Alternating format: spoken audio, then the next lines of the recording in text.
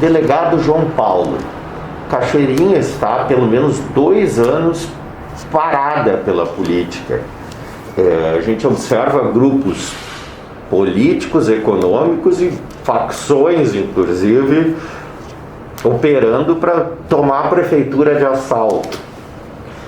O que é possível fazer diferente caso o senhor seja candidato e eleito prefeito nessa eleição suplementar? Para começar, muito obrigado por nos abrir esse espaço aqui, de modo que a gente possa mostrar as nossas ideias, né, e chegar ao público de Cachoeirinha, ao eleitorado, e assim ter mais informações para tomar a decisão certa. O que se pode fazer, né? Em primeiro lugar, tem que romper com o continuismo que se estabeleceu em Cachoeirinha há mais de 20 anos, né? Em que se formou uma espécie de consórcio de poder. Você observa que um grupo político se apoderou do poder público, tanto na prefeitura quanto na Câmara. Esse relacionamento bastante suspeito, comprometido, né, desses dois setores importantes da administração municipal, e dessa forma eu diria que Cachoeirinha se tornou refém. E por isso então que eu me apresento e me disponho, né, a enfrentar essa situação, exatamente porque eu estou fora desse contexto, né, porque eu me considero em condições de mudar esta realidade. O senhor, eu costumo apresentar nas matérias, assim, pelo menos na campanha de 2020, o senhor era um outsider, né? O senhor nunca tinha concorrido, né? Alguns dos seus apoiadores lhe apresentavam, inclusive, com uma antipolítica, né? O chefe de polícia que vai chegar aqui e resolver o problema, né? Desses problemas políticos e tudo. Agora, o senhor está costurando alianças, tá? Não estaria mais descolado desse discurso antipolítica, né? O senhor visitou o prefeito interino, uma visita institucional, já foi uma foto que chamou a atenção aquilo, e também o vereador Deoclésio Melo, né? Que pode ser o seu vice. Como o senhor está tratando as alianças e como explicar para o eleitor? Sim, temos que conviver com essa situação, porque nós não vamos simplesmente chegar no poder e eliminar as pessoas, né? Essas pessoas existem, elas estão ali. Então nós vamos ter que dar outro tom, mudar a forma de lidar com a gestão, né? Trago como exemplo disso os muitos anos em que eu trabalhei na polícia. Então toda vez que eu chegava numa delegacia, eu lá encontrava um grupo de pessoal. E este grupo, que até então vinha trabalhando com um sistema, com um formato, que não vamos entrar no mérito, né? Eu sempre cheguei e disse a eles a seguinte mensagem: terminou o jogo e nós vamos começar uma nova partida. Bola ao centro e daqui por diante as regras são essas. E foi desta forma que a gente sempre usando o mesmo pessoal, não quer dizer que eu vá usar o mesmo pessoal, ou seja, nós teremos que renovar, né? Temos que mudar os quadros, buscar pessoas, de preferência as mais comprometidas e qualificadas que nós encontrarmos, né? Mas não significa que nós vamos simplesmente romper, que nós vamos eliminar. Não, nós temos que lidar com as pessoas que conhecem, muitas delas conhecem a realidade. E como é que nós vamos mudar isso? Simplesmente dando um novo tom, como eu falei. Então, voltando para a minha experiência policial, encontrei um ambiente também comprometido por onde passei, na maioria das vezes. Usei essa técnica e em toda a cidade por onde eu passei, eu fui homenageado quando terminou meu período.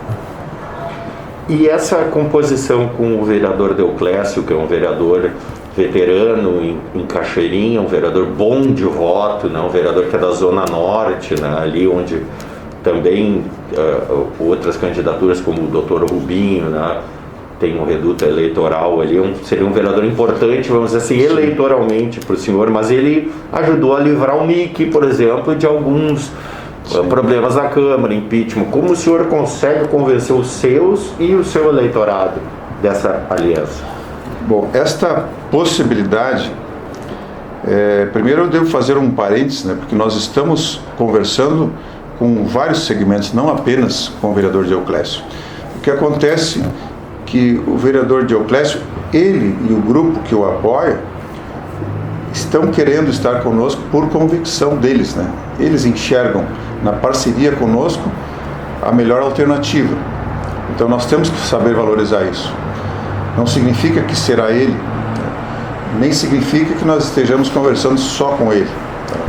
Mas vemos com bons olhos, sim, essa aproximação com ele, porque pela característica dele, ele é um homem de partido, ou seja, ele esteve lá e votou com o governo, mas não foi aquela pessoa que se aprofundou na defesa do governo. Ele votou porque sentia o dever de acompanhar. E esteve no governo porque com isso ele conseguiu fazer o tipo de trabalho social que ele faz na cidade.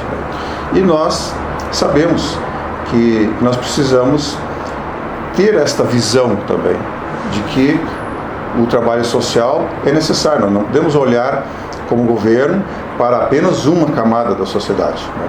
Nós temos que olhar para o governo como um todo, ou seja, ele tem que atender desde o empresário, desde até o mais carente, né?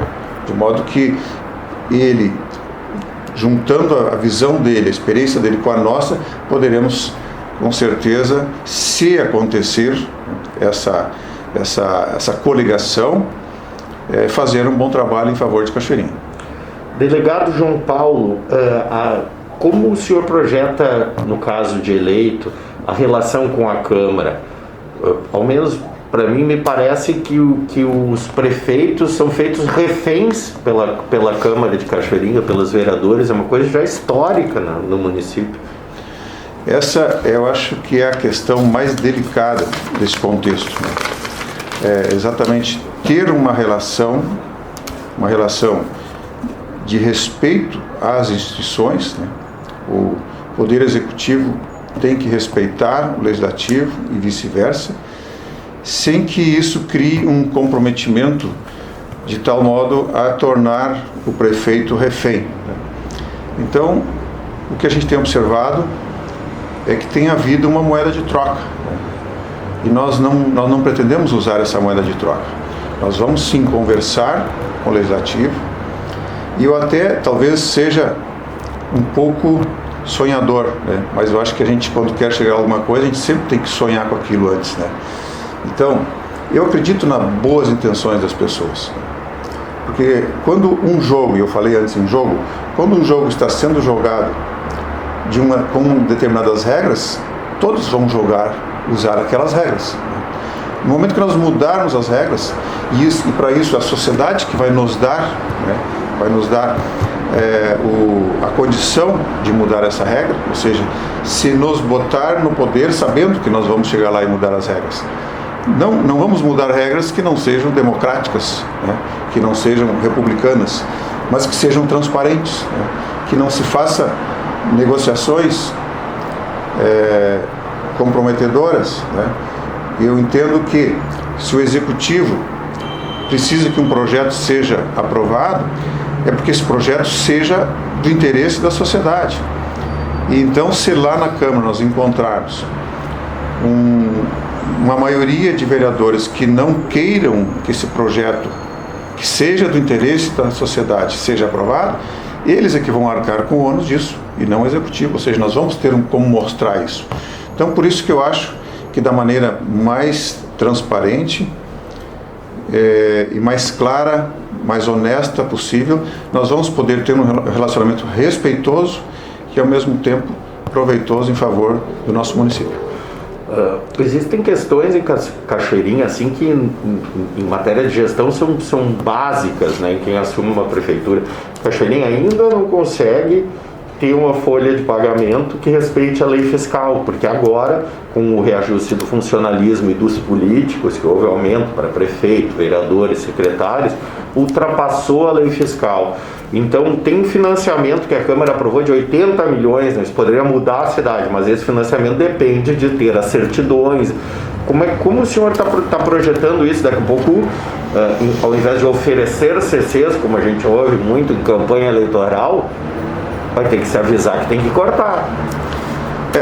A primeira coisa, como eu disse, os CCs, como são apenas 200 cargos, em torno disso, aproximadamente, eu não considero eles o problema do nosso município, mas também não são a solução, né?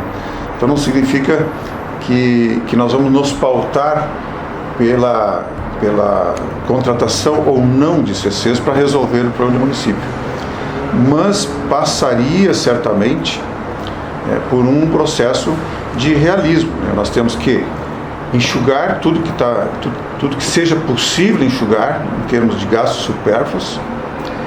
E aí eu faço um parênteses para lembrar, né, que o motivo de nós estarmos hoje na iminência de uma nova eleição é exatamente porque houve má gestão, exatamente porque houve a má utilização de recursos públicos, cujo valor, né, o valor de um contrato, parte dele retornava para algumas pessoas que faziam parte da gestão.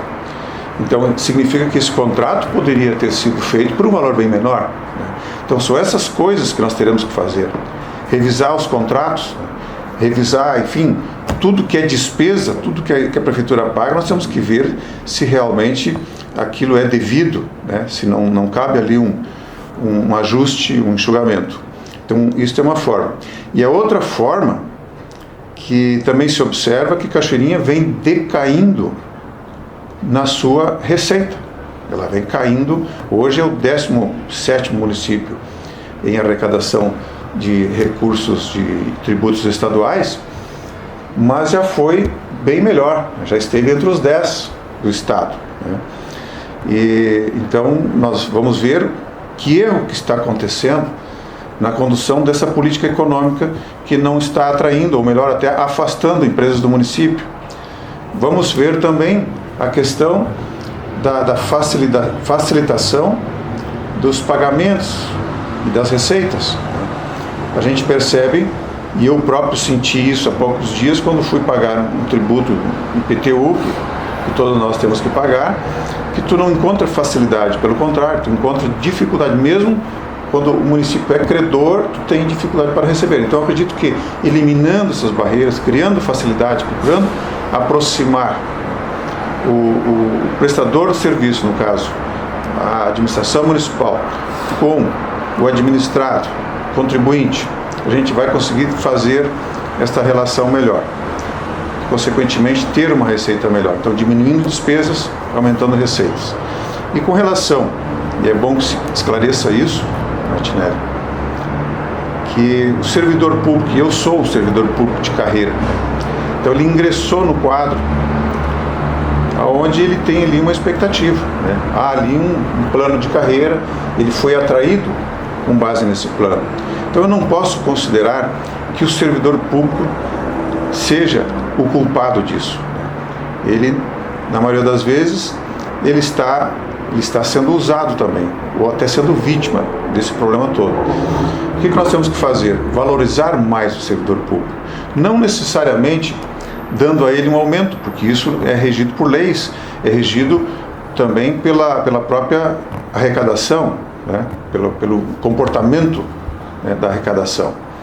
Mas nós percebemos que o sistema atual, e que envolve exatamente a aproveitação dos CCs, ele menospreza o servidor público de carreira, que está lá, que foi treinado, que ele, para estar naquele cargo, ele tem que necessariamente ter uma capacitação, e muitas vezes ele é colocado subordinado a alguém que só por ser CC assume um poder de diretoria e vai mandar nele, mesmo muitas vezes não conhecendo aquele setor.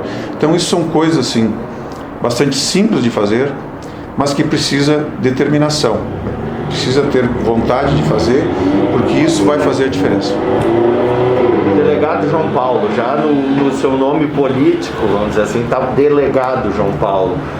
Com a sua experiência, o senhor foi chefe de polícia, da Polícia Civil do Rio Grande do Sul. Sim. Então o senhor tem experiência na sua técnica. O senhor deve ter lido os processos, o que o MIC responde. Houve roubo em Cachoeirinha? Bom, eu a minha formação é jurídica, né? Jurídica policial, e até faço uma descontração para dizer assim, que eu vivi duas épocas na polícia, né? Uma época em que a gente, pré-Constituição de 88, em que a polícia tinha um poder total. Então, se tinha um suspeito, pegava aquele suspeito e botava ele, né, escrachava ele, e muitas vezes a gente resolvia até algumas questões usando isso. Se a justiça não vai punir, se a gente não tem prova suficiente, mas pelo menos esse cara vai ter que, vai tomar um susto, né? Então, naquele período, a polícia fazia isso.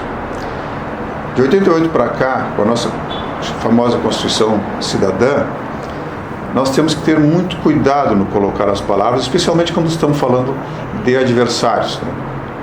O prefeito Kassab foi meu adversário lá em 2020, e eu não gosto de ficar tripudiando, né? Porém, como policial, também não vou negar a minha opinião. Eu conheço o funcionamento da Justiça, do Ministério Público e muito mais da própria polícia, e eu diria, com toda certeza, né, que se não houvesse provas muito contundentes, provas muito fortes, e eu não vou usar a palavra roubar, porque roubar é um termo jurídico que significa você apontar a arma para alguém e tomar o bem à força, mas o que teria acontecido aqui seria outra forma de também praticar um ilícito contra os cofres públicos, ou seja, você forja contratos, faz negociações, né? Superfatura o contrato, uma parte daquele dinheiro que deveria ser o preço justo acaba não sendo a mais porque está superfaturado, e aí ele volta para o gestor corrupto, né? Então, eu diria que a partir desses indícios que geraram o afastamento, não a cassação, porque ela foi por questão eleitoral, mas geraram o afastamento, que vieram a público, eu diria que eu acredito até numa condenação. Eu acho que nós teremos condenação, nós teremos o ex-prefeito, com certeza, tendo amanhã depois que cumprir pena. É fake news que o delegado João Paulo e o prefeito Mick Breyer tiveram um acordo na eleição de proteção, alguma coisa assim, para prejudicar o candidato Dr. Rubim? Absolutamente, totalmente fake news, né? Porque palavras com o Mick, com o ex-prefeito Mick, ou mesmo com pessoas ligadas a ele, nunca passaram de um mero cumprimento, de um boa noite, de um até logo, nada mais do que isso. Nunca se entrou no mérito de nada em termos políticos. Para falar a verdade, nunca conversei com o Sr. Mick Breyer, nunca conversei com ele. Então, é absolutamente falacioso essa versão aí, e mesmo que tivesse conversado com ele, jamais eu entraria nesse tipo de acordo, né? E tanto é verdade que eu fiz acusações a ele, sim. Eu há poucos dias ainda eu era acusado justamente de ter sido muito ofensivo a ele, né? Quando o acusei, por exemplo, de praticar o esquema da rachadinha, né? Há poucos dias um advogado dele, do grupo dele lá, ainda me acusou disso, né? Num processo de ter sido muito frenético nas acusações a ele.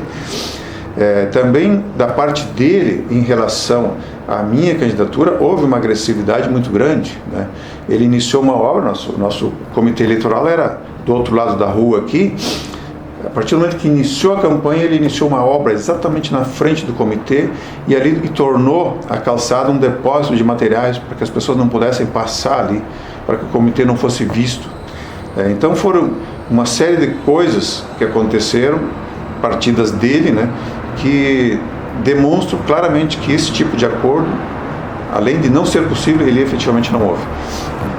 Essa pergunta eu vou trabalhar com uma avaliação opinativa minha que faço já sobre o senhor desde a eleição, né? Que avalia o senhor como um bolsonarista moderado, né? E o senhor também é apoiador do Heinz. O Heinz teve toda aquela polêmica com cloroquina, tem todo um trabalho também no interior do estado aqui. Bolsonaro, ao menos na minha avaliação, parece ensaiar um golpe de estado. O país está nesse problema com inflação. Digo que a gente está parecido com a Venezuela, só que sem a gasolina cara. Lhe atrapalha ou lhe ajuda a ter esses parceiros, Jair Bolsonaro e Heinz? Bom, isso ficou bem claro para mim que a questão municipal ela está dissociada da questão nacional. Os fatores locais são mais fortes. Tanto é que, se você analisar todas as prováveis formações de combinações partidárias para o próximo pleito municipal, ela não observa o alinhamento ideológico, né? Então, não considero que ele me atrapalhe. Até acho que ajuda, né? Ajuda porque, na minha visão, que eu sei que é diferente da tua, ter a minha imagem vinculada a um presidente que está popular, que está bem recebido nas ruas, né? Que onde vai é aclamado, e eu, embora eu rejeite a expressão bolsonarista, né? Sempre rejeitei ela, e na realidade devo admitir que a única pessoa que me chama de bolsonarista é você, mas que me chama também de bolsonarista moderado. Mas por que eu não aceito exatamente o termo? Porque eu nego a cultura a personalidades, né? Eu me nego, a não ser que essa personalidade já tenha morrido, né? Porque toda pessoa viva, ela pode ser muito boa até o momento que deixa de ser. Então, hoje eu tenho razões para continuar confiando no presidente, né? E pretendo ajudá-lo a se reeleger, né? Não vou negar isso, essa é absolutamente verdade. Mas eu prefiro, assim, me preservar para eventualidades. Então eu cultivo, né? Respeito personalidades como Ayrton Senna, né? Que é um ídolo para mim, Jesus Cristo, até mesmo um sujeito não muito, que também tem polêmica, ele não é uma unanimidade, Winston Churchill, um grande cara, né? Que teve a força de tirar a Inglaterra, de fazer a Inglaterra enfrentar o nazismo. Então, admiro. Bolsonaro, admiro também, mas está vivo, então não sou bolsonarista. Delegado João Paulo, para encerrarmos a entrevista, Cachoeirinha tem jeito, hoje, com tantos malfeitos e denúncias, provadas ou não provadas, ela passa uma imagem de uma cidade de bandidos. Pois eu guardei, até não pretendo usar, mas também não teria por que não usar, porque você publicou na sua página, que eu recebo, né? No dia 7 de abril você escreveu, né, que Cachoeirinha, que grupos de criminosos, não exatamente a expressão, você usou ela hoje ainda aqui durante a entrevista, né? Olha, o que acontece, Martinelli? Não é uma exclusividade de Cachoeirinha, né? Você sabe que no Rio de Janeiro acontece isso mais fortemente ainda do que no resto do Brasil.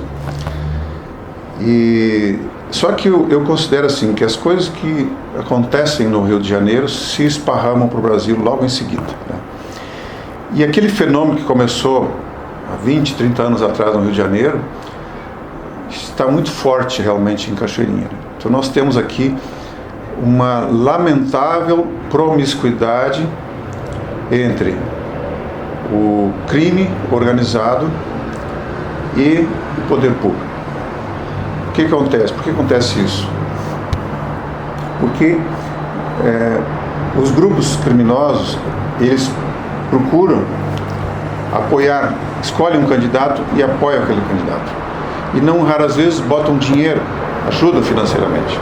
E aí, este candidato se torna refém. Ele não pode mais contrariar os interesses.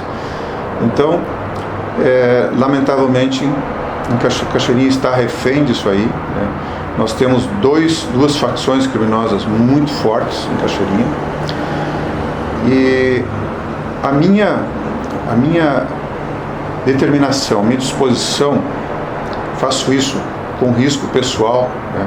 Faço isso com um desgaste imenso, né? Mas no momento que uma parte da sociedade veio me pedir para concorrer, pena que eu não tenho para mostrar aqui, mas eu tenho gravado no meu celular mensagens de pessoas que me dizem assim: por favor, delegado, concorra, continue, mantenha o seu nome à disposição da população, que enxergam em mim uma esperança, né?